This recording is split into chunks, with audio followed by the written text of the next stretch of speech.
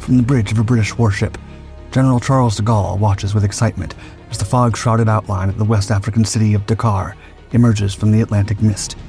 He's been building his resistance movement for 3 months, and now, with Churchill's backing, he's ready to sail triumphantly into the colony that he will make a new base for the Free French and a vital strategic port for the entire Allied war effort. His representatives enter the harbor aboard a small boat with the white flag of truce flying alongside the French tricolor. The negotiations with the local colonial administration will be a mere formality, as they officially abandon the Nazi-collaborating Vichy regime and instead rally to de Gaulle's cross of Lorraine.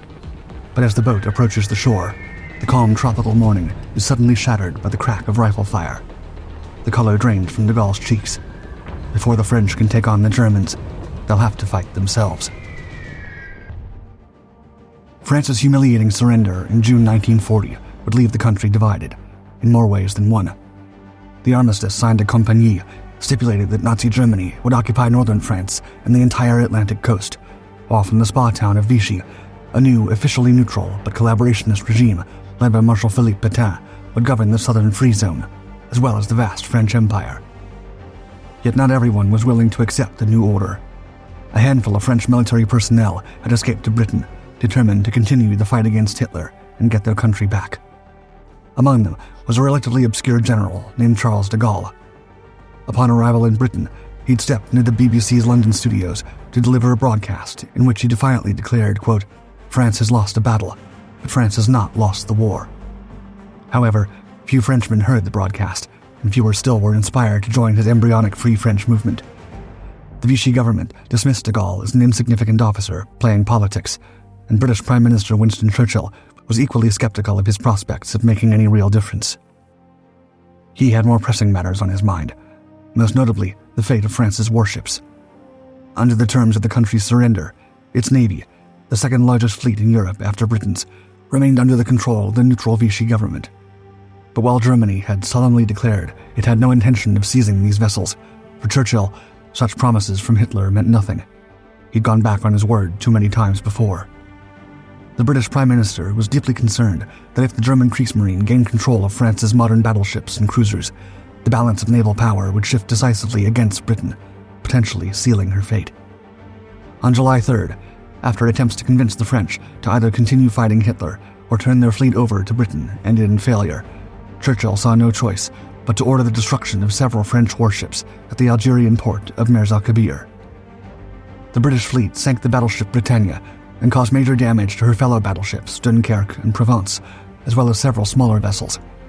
The attack also claimed the lives of 1,297 French sailors, men who, just weeks earlier, had been fighting alongside the British as allies. The attack sent shockwaves through the French Empire. Many struggled to comprehend how the British, who had been France's staunchest ally in both this war and the previous, had now turned against them. Vichy France severed diplomatic relations with Britain, with Marshal Pétain declaring what had happened an act of unforgivable treachery. The assault on Mers el-Kabir had achieved its immediate tactical objective, preventing German seizure of French warships. But strategically, it had poisoned the well of Anglo-French cooperation. The French Empire, once potentially sympathetic to continued resistance against Germany, now viewed Britain with deep suspicion and wounded pride. Meanwhile, back in London, Charles de Gaulle was contemplating his next move. By August, he'd managed to attract a modest following from fellow French military personnel who had escaped to Britain, along with some individual officers and colonial officials scattered across the empire. A major breakthrough came on August 26th when Félix Éboué, the governor of Chad, declared for the Free French cause, becoming the first territory to do so. De Gaulle knew this move could potentially trigger defections across the rest of the colony of French Equatorial Africa, and perhaps the wider French Empire. Nevertheless, de Gaulle's position remained precarious. He needed a major strategic victory, proof that more French forces would rally to his cause, or else his movement risked withering into irrelevance.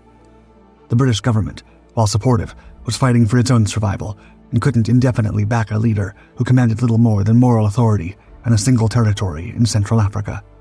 Yet de Gaulle's attention soon turned to a prize that could transform his fortunes overnight. Dakar, the port capital of French West Africa, French Equatorial Africa's neighbor. Here was everything he desperately needed, rolled into one tantalizing package. The harbor commanded the vital sea lanes between Europe and South America, making it one of the most strategically positioned naval bases in the world. It was made even more enticing by the fact that it held the gold reserves at the Banque de France, worth over 2 billion francs, along with Polish government funds that had been excavated from Europe before the German conquest. It was also home to the battleship Richelieu, one of the most powerful warships afloat. Though still incomplete, her 8 15-inch guns made her a match for any vessel in the world. If de Gaulle could claim her for the Free French, he would instantly command naval firepower that could challenge the British themselves. De Gaulle convinced himself that successfully taking the port was not just possible, but likely. French colonial forces, he reasoned, must be disgusted by their nation's humiliation and inspired by his call to continued resistance. Both Admiral Charles Platon and Leon Cailla, the Governor-General of French West Africa, were known to have reservations about the armistice with Germany. Surely they could be persuaded to see reason and switch sides. De Gaulle's idea was for Free French forces to approach Dakar by sea, with his representatives attempting to negotiate a peaceful handover. If diplomacy failed, a show of overwhelming naval force would surely convince the garrison to surrender. Even if some initial resistance occurred, any Vichy French defenders would quickly realize the futility of their position and lay down their arms. Yet de Gaulle knew that the Free French did not have the resources to carry out this plan alone. They didn't even have their own ships. They would need to get the British on board. Fortunately, Churchill, despite his initial doubts about the French general, was intrigued by his proposal. He realized that if successful, the operation would not only deny the Germans a strategic base, but could trigger that crucial domino effect throughout the French Empire.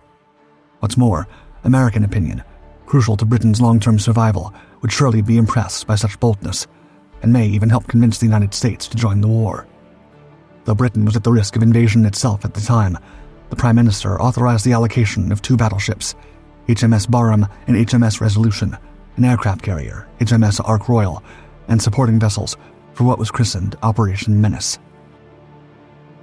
By August 31st, the first ships of the expedition departed British ports under the command of Vice Admiral John Cunningham, younger brother of the Royal Navy's Mediterranean Fleet Commander, Admiral Andrew Cunningham. The British vessels carried 8,000 troops, and all the equipment needed to establish Free French control over West Africa, as well as de Gaulle himself. But even as the Allied expedition made its laborious way south through the Atlantic, events were unfolding that would transform Operation Menace from a confident advance into a desperate race against time. By now, Chad was not the only territory in French Equatorial Africa that had decided to side with de Gaulle. Nearby Ubangi-Chari and Middle Congo had followed suit on August 29th and 30th, respectively. For Vichy France, this was not just a political embarrassment. It threatened the loyalty of the entire colonial empire to Marshal Pétain's government. Admiral François Darien, still seething from the British attack at Mers el-Kabir, was determined to restore Vichy authority in Africa by any means necessary. He quickly assembled Force Y, a powerful naval squadron comprising 3 modern light cruisers, Georges Leguet, Montcalm, and Gloire. These sleek warships, each armed with 9 6-inch guns and capable of over 32 knots, were to sail to French West Africa, land troops and equipment, then continue to neighboring French Equatorial Africa to restore Vichy control over the breakaway territories. On September 9th, Force Y weighed anchor at Toulon and began its fateful journey.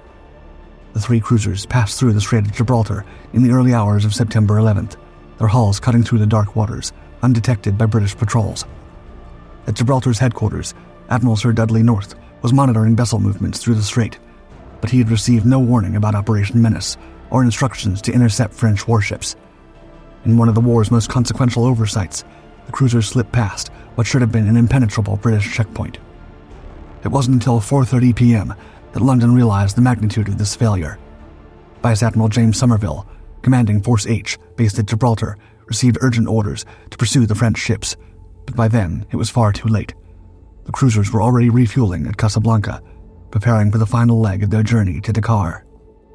Meanwhile, the British and Free French expedition was making painfully slow progress south. Mechanical failures, poor coordination, and the vast distances involved meant their advance was laborious. As the Allied ships moved sluggishly through the Atlantic swells, Force Y was racing steadily toward the very port de Gaulle intended to capture. Fortunately for the struggling expedition, the Royal Navy had the foresight to position the Australian heavy cruiser HMAS Australia off the West African coast to monitor French naval movements and provide early warning of any Vichy reinforcements heading toward Dakar. On September 19th, Australia spotted 3 contacts approaching from the northwest at high speed. Captain R.R. Stewart immediately realized these were likely the French reinforcements London had warned him about. Through the tropical night, the massive cruiser pursued the French squadron at speeds of up to 32.8 knots. Her engines producing 82,000 horsepower despite months without dry docking. Her searchlights occasionally illuminated the white wakes of vessels desperately trying to avoid contact. Soon enough, Captain Stewart managed to intercept Gloire, which had suffered mechanical problems and fallen behind. In a tense exchange conducted by signal lamp, he warned that he would sink the French cruiser if she approached Dakar. Gloire's commander, Captain Jean-Paul Brussignac, assured his former ally that he would proceed peacefully to Casablanca. But while diplomacy saved one ship, it could not stop the other 2. Georges Leguet and Montcalm slipped past HMAS Australia in the darkness and reached Dakar on September 20th, transforming the strategic balance overnight. Governor-General Kayla and Admiral Platon now commanded not just Richelieu and the coastal batteries, but a mobile striking force capable of challenging British naval supremacy in West African waters. As the 2 cruisers entered Dakar's harbor, flying the tricolor, French colonial officials felt a surge of confidence that had been absent since June. They'd faced down a British challenge and emerged victorious. The psychological impact was profound. Force Y's successful run proved that Vichy could protect its loyal colonies, and that British naval power was not omnipresent. When de Gaulle's expedition arrived off their coast, they would be ready. On the morning of September 23, 1940, the British and Free French fleet finally reached the waters off Dakar. Battleships Barham and Resolution flanked the aircraft carrier Ark Royal, while heavy cruisers and destroyers formed a protective screen around the troop ships, carrying thousands of Free French soldiers. However, instead of the brilliant tropical sunshine that would have showcased the expedition's naval might in all its intimidating glory, a thick fog bank had rolled in from the Atlantic, shrouding Dakar in an impenetrable gray veil. The psychological impact that de Gaulle and Churchill had counted on, the sight of overwhelming force that would convince French colonial authorities to surrender without resistance, was completely negated. From the harbor, the Vichy French defenders could barely make out the ghostly shapes of enemy vessels emerging from and disappearing into the mist. Despite the fog, the operation proceeded according to plan. At 6 a.m., 2 Free French aircraft took off from Ark Royal's flight deck, carrying emissaries with a message from de Gaulle to the colonial authorities. The planes landed safely at Wakam Airfield within the Dakar perimeter, and for a brief moment, it seemed the diplomatic approach might succeed. But within minutes, the aircraft crews were surrounded and arrested by Vichy loyalists. The first element of Operation Menace had failed. Undeterred, de Gaulle authorized the next phase. At 7 a.m., a motor launch, flying both the French tricolor and a white flag of truce, entered Dakar harbor, carrying Lieutenant Commander Thierry d'Argenlieu and 3 other Free French officers. Their mission was to deliver de Gaulle's ultimatum directly to the colonial government: join the Free French cause or face the consequences. The boat approached the harbor entrance with growing tension.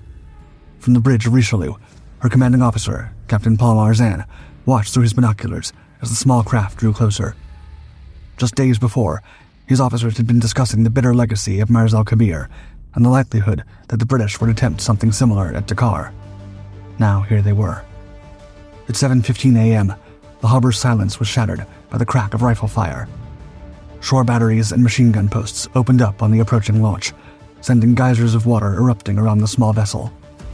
d'Argenlieu and his companions dove for cover as bullets whistled overhead and shell fragments peppered the water around them. The message left little room for interpretation. There would be no negotiations, no peaceful handover, no welcoming embrace for de Gaulle's representatives. The French colonial forces at Dakar had made their choice, and it was emphatically with Vichy. As the battered motor launch struggled back toward the British fleet, trailing smoke and carrying wounded men, the fog seemed to thicken around the Allied ships. The careful diplomatic phase of Operation Menace was over before it had truly begun. What happened next would depend entirely on Vice Admiral Cunningham's willingness to order British guns to fire on French positions, and on the defenders' determination to resist. At 10 a.m., Vichy French ships attempting to leave Dakar harbor triggered the first exchange of fire when HMAS Australia fired warning shots to force them back. The coastal batteries responded immediately. Admiral Cunningham attempted to communicate with the French defenders, signaling, quote, "Why are you firing on me? I am not firing on you." The response was uncompromising, quote, retire to 20 miles distance. Unwilling to withdraw, Admiral Cunningham instead ordered a full bombardment. HMS Barham opened fire on the French fortifications with her massive 15-inch guns, with HMS Resolution quickly joining the assault. The coastal batteries, manned by experienced naval gunners transferred from Richelieu, immediately returned fire with devastating accuracy. Their two 40mm guns, salvaged from scrap French battleships, had been precisely calibrated to cover every inch of the harbor approaches. Within minutes, the heavy cruiser HMS Cumberland took a direct hit from a 9.4-inch shell, causing serious damage and casualties. Adding to the chaos, two French submarines, Percé and Ajax, had sortied from the harbor to attack the British fleet. Destroyers HMS Foresight and HMS Englefield gave chase, but both came under punishing fire from the shore batteries. Foresight was struck by another round that passed clean through her hull, leaving neat entry and exit holes. In a display of reckless bravery, Percé attempted a surface torpedo attack against the massive Barham, but British gunfire sent the submarine to the bottom. However, soon enough, the British saw something that would deal a psychological blow to their hopes of an easy victory. Richelieu was entering the fray. Captain Marzin had used tugboats to reposition the powerful French battleship, and now her forward gun turrets were able to engage the British fleet. When Barham moved to within 6,000 yards of the forts, some of her shells overshot their targets and struck civilian areas of the city, further inflaming French resistance. By 11:15 a.m., with the ships taking serious punishment and making little progress against the defenses, Cunningham orders his fleet to withdraw beyond artillery range. The morning's engagement had revealed the futility of a frontal assault, and de Gaulle himself acknowledged the reality. Rather than risk a full-scale battle that might drive Vichy France completely into Germany's arms, he requested that the bombardment be suspended. After a lunch break, the commanders devised a new strategy. They would attempt to land Free French Marines at Rufisque, a small port 10 miles east of Dakar. The shallow waters there prevented British transports from operating, but two Free French sloops could put 180 Fusilier Marines ashore. Perhaps seeing French troops fighting under de Gaulle's Cross of Lorraine would finally inspire the defections he had predicted. But as the Allied fleet repositioned in the afternoon mist, the Vichy French were not idle. At 4 p.m., the destroyer L'Audacieux emerged near Gorée Island with battle flags flying. British destroyers Fury and Greyhound moved to intercept, while HMAS Australia spotted the French vessel at 4:26 p.m. Australia's 8-inch guns spoke within minutes. Her third salvo brought down the destroyer's mast, while the fourth set her ablaze. With over 80 casualties among her crew, the burning L'Audacieux drifted toward shore. At 5:30 p.m., the Free French sloops reached Rufisque and managed to land a small number of Marines. But the response was swift and deadly. Shore batteries opened fire with 4-inch guns, while Senegalese troops raked the landing force with machine gun fire. The Marines were quickly forced to re-embark as observers spotted the Vichy French cruisers Georges Leguet and Montcalm racing to intercept the operation. As night fell, the British fleet withdrew into the mist to tend their wounds and reconsider their options. The first day of Operation Menace had demonstrated that the French colonial forces were prepared to fight with determination and skill. The easy victory de Gaulle had promised seemed more elusive than ever. Dawn on September 24th brought little hope for the Allied cause. Despite the previous day's setbacks, Churchill's message to Admiral Cunningham was unequivocal. Quote, "Having begun, we must go on to the end. Stop at nothing." With these orders ringing in his ears, the British commander prepared for another attempt to crack Dakar's defenses. At first light, Cunningham's battleships and cruisers once again closed on the French positions. This time, visibility was clearer, allowing for more accurate gunnery on both sides. HMS Barham and HMS Resolution resumed their bombardment of the coastal batteries, while aircraft from HMS Ark Royal launched bombing and torpedo attacks against Richelieu and the French cruisers sheltering in the harbor. The French wasted no time with their response. With Richelieu's guns fully operational, Captain Marzin was now determined to make every shot count. The battleship's 15-inch shells straddled the British vessels repeatedly, forcing them to maneuver constantly to avoid being hit. However, Richelieu's ferocious attack came with a price. During the fierce exchange of fire, two of her main guns burst while in action, likely due to the improvised propellant charges the crew had been forced to use. The blast claimed the lives of several Vichy French sailors and temporarily put the guns out of action, though the rest of Richelieu's armament remained functional. Meanwhile, the coastal batteries continued to fire with a high rate of accuracy, scoring additional hits on several British ships. The morning's action also saw renewed aerial combat, as British aircraft from Ark Royal tangled with Vichy French fighters. Several swordfish torpedo bombers were shot down by the defenders, while others fell victim to the intense anti-aircraft fire from both ships and shore batteries. The losses were mounting on both sides, but the Vichy French seemed able to absorb the punishment better than their attackers. As September 24th wore on, Dakar's defenders continued to demonstrate they would not be intimidated into surrender. As the day ended, it became increasingly clear that the operation was failing. At 9:04 a.m. the following morning, as the British fleet made one final coordinated assault on Dakar, Richelieu opened fire with her remaining operational guns. But while the British crews were focused on dueling with the battleship, the Vichy French submarine Bibizier had managed to position herself for a torpedo attack on HMS Resolution. The torpedo struck Resolution with devastating effect, tearing a hole in the battleship's side that was, quote, big enough to hold a double-decker bus. The damage caused severe flooding and a dangerous list to port. At 9:15 a.m., HMS Barham scored a hit on Richelieu, but by 9:25, she had to break off her attack in order to take the crippled Resolution under tow, while the rest of the fleet provided cover. HMAS Australia suffered additional damage when two 6-inch shells from Richelieu struck her hull, though fortunately with minimal casualties. The sight of a British battleship being towed away by her sister ship was a powerful symbol of the operation's failure. By late afternoon on September 25th, Admiral Cunningham made the inevitable decision.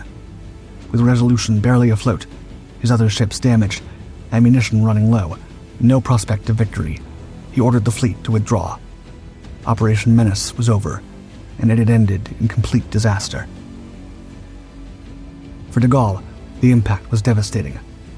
The general who had staked his entire political future on this single operation watched helplessly as his dreams of liberating French West Africa crumbled before his eyes. He would later write, quote, "The days which followed were cruel for me.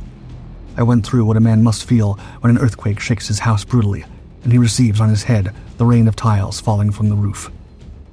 De Gaulle's entire claim to leadership in the French resistance had been built on the promise that French colonial forces would rally to his cause. Instead, they'd fought him with the same determination they'd once shown against Germany. The self-proclaimed voice of Free France now commanded little more than a few scattered territories in equatorial Africa and the grudging support of a British government that was beginning to question his judgment. However, the political ramifications extended far beyond de Gaulle's personal humiliation. In Washington, where President Franklin Roosevelt was already skeptical of not just French reliability, but also British imperial ambitions, the Dakar fiasco confirmed his worst suspicions. American military attaché General Raymond Lee dismissed the operation as another of Churchill's misguided, quote, inspirations, comparing it unfavorably to the earlier Norwegian disaster. At a time when Britain desperately needed American support, such perceptions were potentially disastrous. No less damaging for the Allied cause was the waste of precious resources at a critical moment in the war. The ships, aircraft, and men committed to Operation Menace could have been used to defend against the ongoing German air offensive against Britain or to protect vital Atlantic convoys. Instead, they'd been squandered on an operation based more on wishful thinking than sound intelligence. Meanwhile, the Vichy French reaction was swift and predictable. Marshal Pétain used the attack to justify his collaboration with Germany, portraying France as the victim of British aggression rather than German occupation. On September 24th, about 50 Vichy French aircraft flew from Morocco to bomb Gibraltar, dropping 150 bombs on the British base. The following day, another wave of approximately 100 aircraft delivered 300 more bombs. While most missed their targets, the symbolic message was clear. France would retaliate against British aggression whenever possible. More significantly, the successful defense of Dakar proved that Vichy forces could stand up to British power when properly motivated. This demonstration of effectiveness helped solidify support for Pétain's government throughout the French Empire and made future defections to de Gaulle far less likely. Colonial administrators who might have wavered now saw clear evidence that loyalty to Vichy offered better protection than joining the Free French cause. Yet the strong defense of Dakar also carried an unexpected silver lining for the Allies. While the immediate operation had failed, the Vichy French victory paradoxically helped preserve West Africa from German control. By proving that their forces were willing and able to defend the territory, it reduced German interest in seizing African bases directly. Hitler, already focused on the planned invasion of the Soviet Union, saw little value in diverting resources to occupy territories that France seemed capable of defending independently. However, the Führer's confidence in Vichy's dominance over the colonies was quickly proven wrong. 2 weeks after the Battle of Dakar, de Gaulle returned to Africa, this time to Libreville, the capital of Vichy-held Gabon. Through a combination of personal diplomacy, military pressure, and shrewd exploitation of local politics, he managed to win over the entire colony by November 1940. Though this success could not wholly repair the damage done at Dakar, it helped restore some of his credibility with Britain and the United States. In the longer term, the failure of Operation Menace taught both the British and Americans valuable lessons about amphibious operations, intelligence gathering, and the complexities of colonial politics. These lessons would prove crucial when planning future actions, particularly Operation Torch, the Allied invasion of North Africa in 1942, which finally solidified widespread support for de Gaulle throughout the French Empire, even convincing his old opponent at Dakar, Governor-General Kayla, to switch sides and give the Allies the strategic port that they had so embarrassingly failed to capture 2 years earlier.